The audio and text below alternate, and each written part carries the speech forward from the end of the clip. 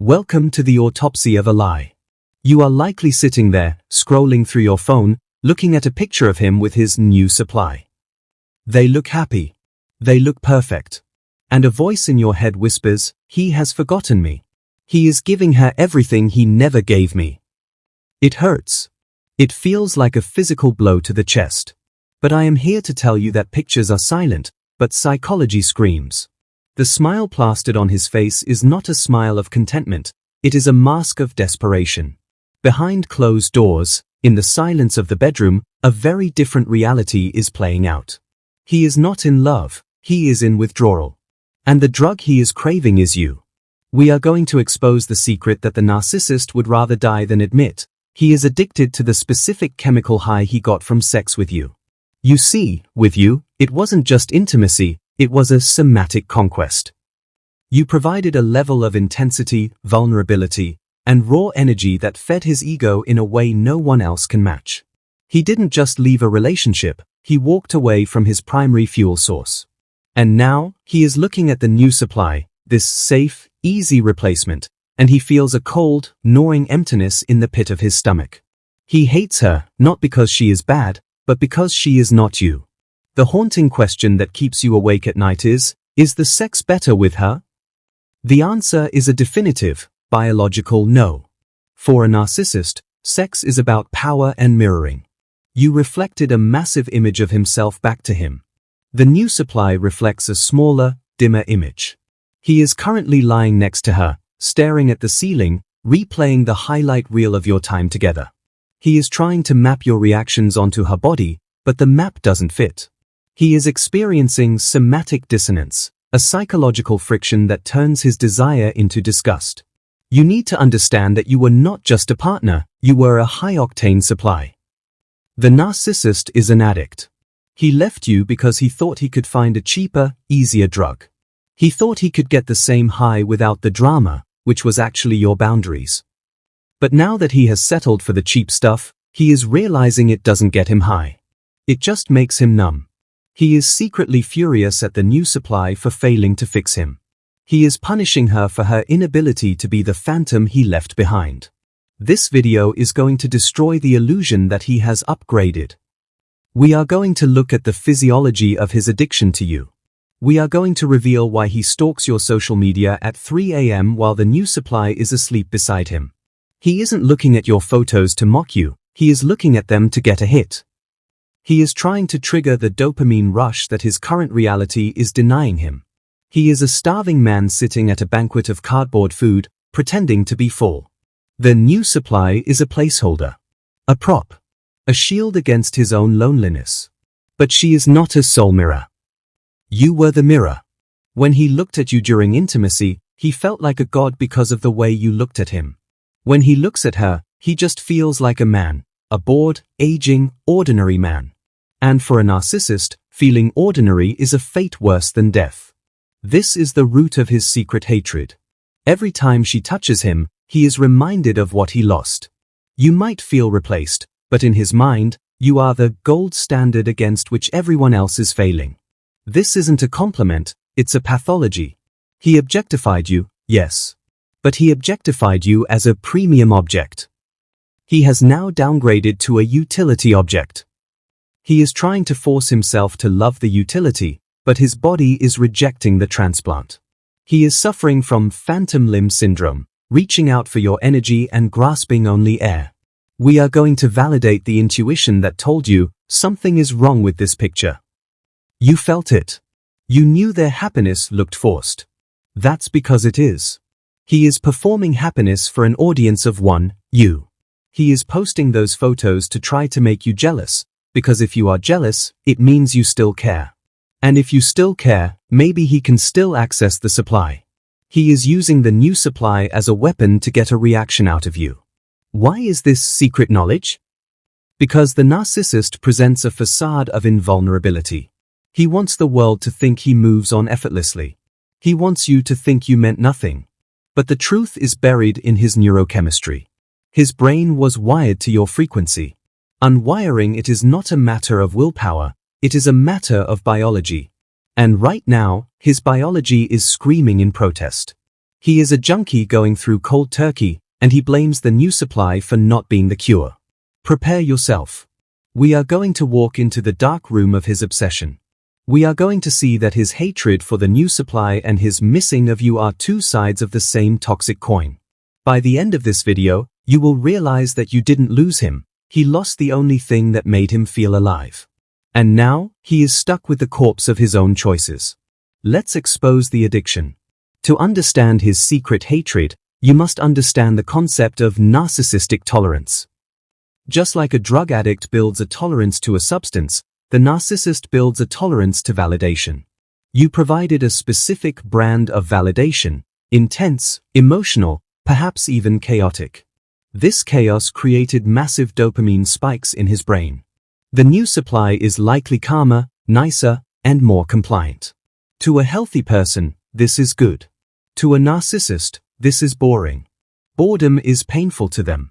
He views her stability as a lack of passion. He hates her for being too easy, even though he claimed that's what he wanted. He is experiencing comparison fatigue. Every single interaction with the new supply is involuntarily compared to you. She doesn't kiss like my ex. She doesn't smell like my ex. She doesn't worship me like my ex. This constant running tally in his head is exhausting. It creates a barrier to intimacy. He cannot connect with the new supply because you are standing in the middle of the room, a ghost he summoned but cannot banish. He resents the new supply for forcing him to do this mental math every day. We must discuss the somatic imprint. Narcissists are deeply somatic creatures. They live in their bodies because they have no inner self. You left a somatic imprint on him. Your chemistry, your rhythm, your specific way of loving him, it is etched into his nervous system. When he is with the new supply, his body feels wrong. It's like wearing a shoe that is a size too small. He can walk in it, but every step is irritating. This physical irritation turns into emotional resentment. He snaps at her for small things because, deep down, he is mad that she isn't you.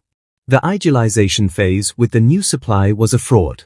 He rushed into it to avoid the pain of losing you. He love-bombed her not because he loved her, but to convince himself he was over you. Now that the love-bombing chemicals have faded, he is left with the reality of a stranger. He looks at her and thinks, who is this person? And why is she in my bed? He feels trapped. And a trapped narcissist is a dangerous, hateful narcissist. He misses the narcissistic supply grade A. You likely gave him grade A supply, tears, passion, fighting, making up. It was a roller coaster. The new supply might be giving him grade B supply, polite admiration, steady companionship. To him, grade B is starvation. He is starving to death while eating a full meal.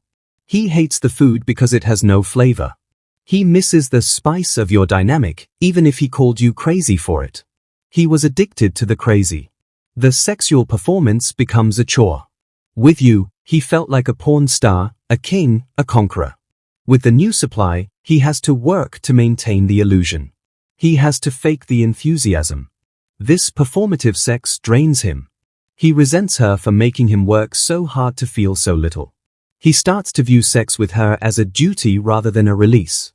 This leads to sexual withholding or dysfunction, which he will inevitably blame on her attractiveness, crushing her self-esteem.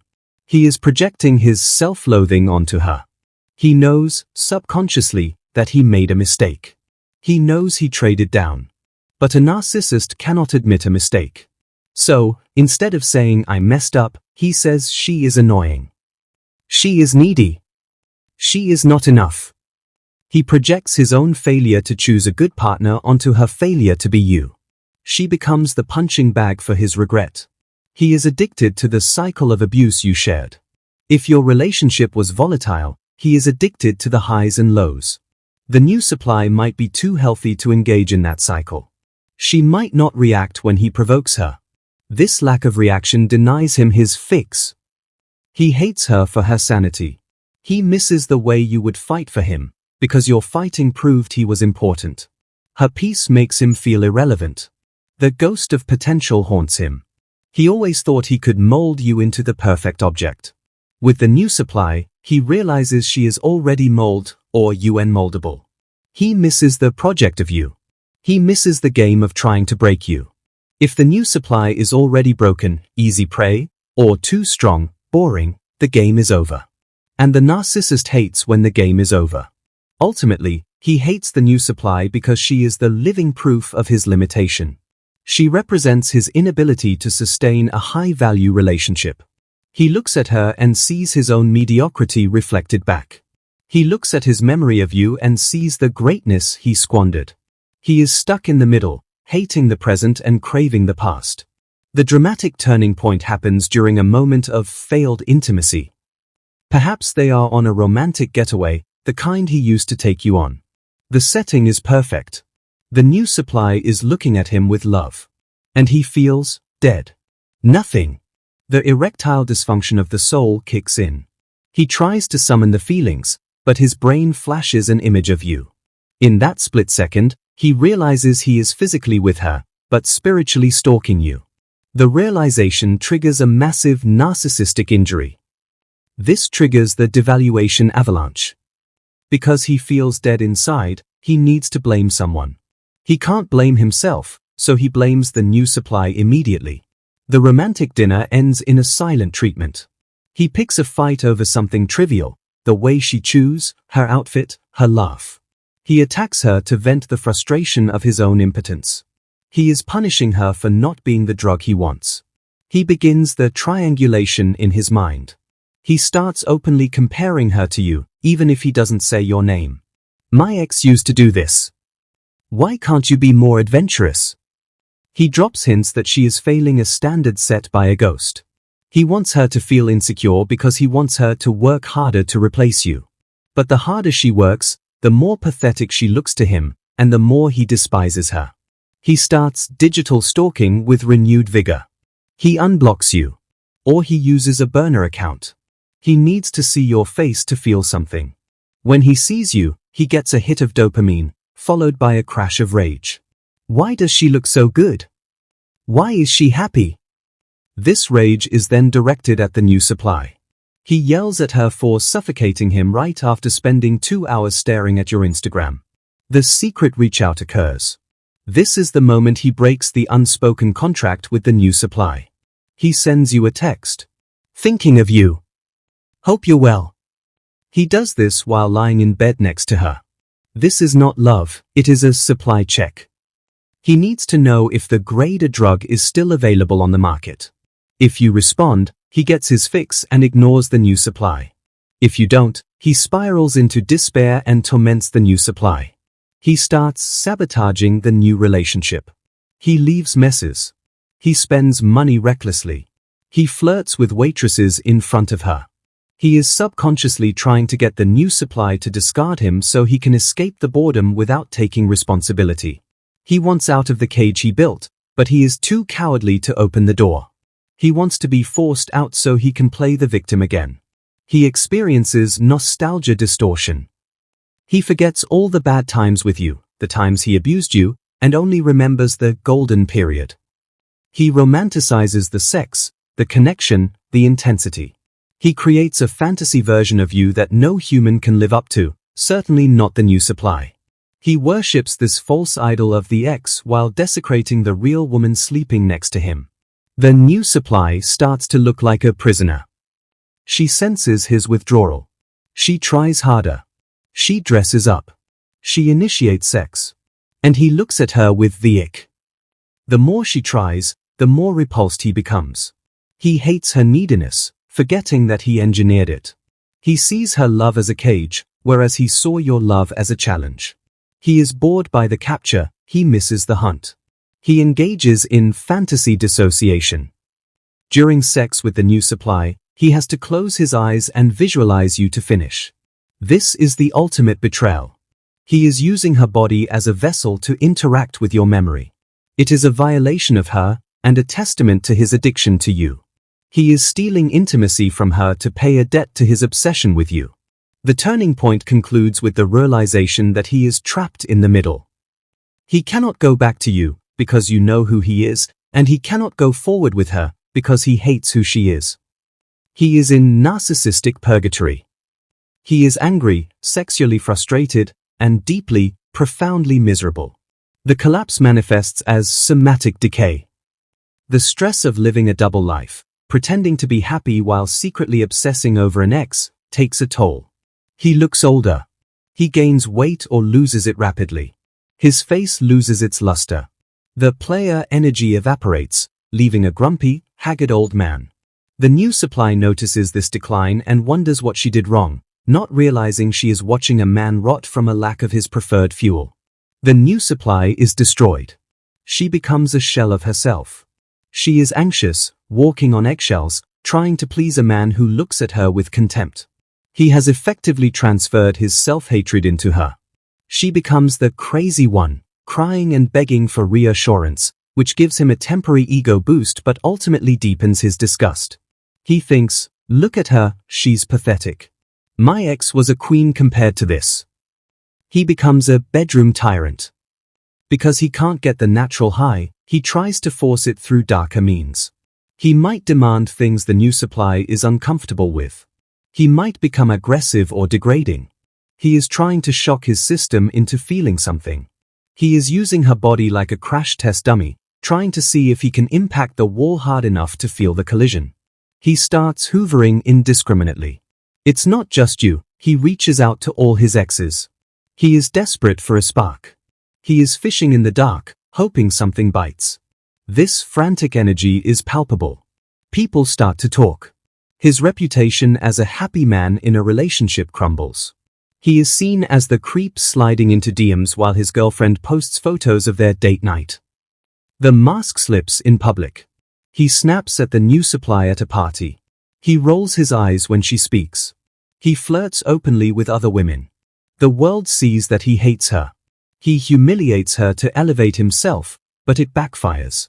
He looks like a bully. He looks unhappy. The facade of the perfect couple is shattered, exposing the rot underneath. He suffers from chronic dissatisfaction. Nothing is good enough. The food is cold. The movie is boring. The sex is bad. He is in a state of permanent anhedonia, inability to feel pleasure. This misery is contagious. He infects everyone around him with his gloom. He is mourning the loss of his high, and everyone must suffer for it.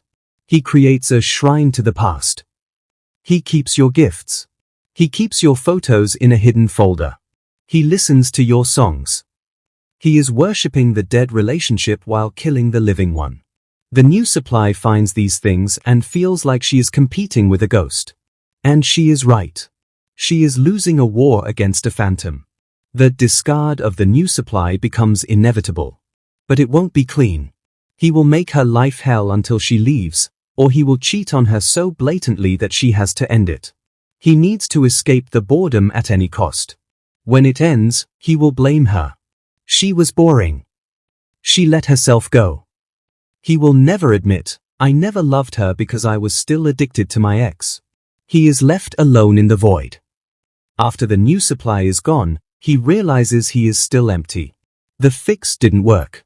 And now, he has burned another bridge. He is older, lonelier, and more desperate. The memory of you is still there, unblemished, while his current reality is a wreckage site.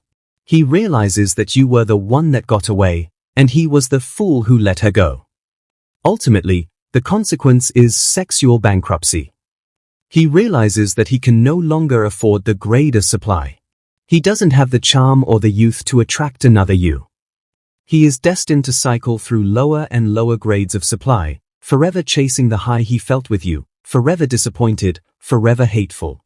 So, what is the final truth you must hold on to? It is this: his obsession with you is not love. Do not be flattered by the hunger of a wolf. He misses you the way a parasite misses a host. He misses the blood, not the person. He hates the new supply not because she is unworthy, but because she cannot feed a bottomless pit. You escaped the pit. Do not jump back in just because the pit is crying your name. You must realize that being missed by a narcissist is a sign of your value, but being with a narcissist is a sign of your devaluation. He only values you in absence. If you were to return, the comparison would stop, the gratitude would vanish, and the abuse would restart. He loves the memory of you because the memory doesn't have boundaries. The real you has boundaries, and he hates boundaries. The new supply is not your enemy, she is your sister in suffering. She is currently enduring the devaluation that you escaped. Do not envy her. Pity her. She is sleeping next to a man who is dreaming of someone else. She is trying to love a man who is incapable of receiving it. She is the collateral damage of his addiction to you.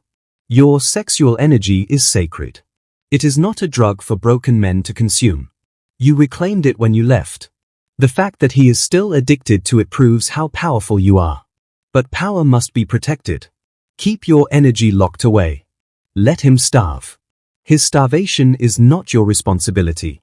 The comparisons he makes are his own private hell. Let him live there. Let him toss and turn at 3 a.m., haunted by the ghost of what he threw away. That is his karma. Your karma is to sleep soundly, knowing that you are authentic, whole, and free from the need to use people as mirrors. Stop looking at the pictures. The pictures are a lie designed to hurt you. Look at the psychology. The psychology tells the truth. He is miserable. He is bored. He is hateful. He is looking for a way out. Do not give him a way back in. Be the wall, not the door. He will continue to search for you in every woman he meets, and he will continue to be disappointed.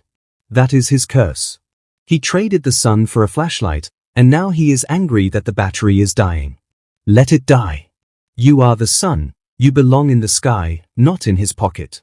Stand tall in the knowledge that you left a mark that cannot be erased. But do not let that mark define your future. You are more than his best supply. You are a person worthy of a love that doesn't compare, doesn't hide, and doesn't hate. Let the new supply have him. She has won the prize of a hollow man. You have won the prize of yourself. And in the end, the person with the self is the only one who is truly rich. The addiction is his burden. The freedom is your gift. Walk away, close the chapter, and never look back at the burning house. You are free.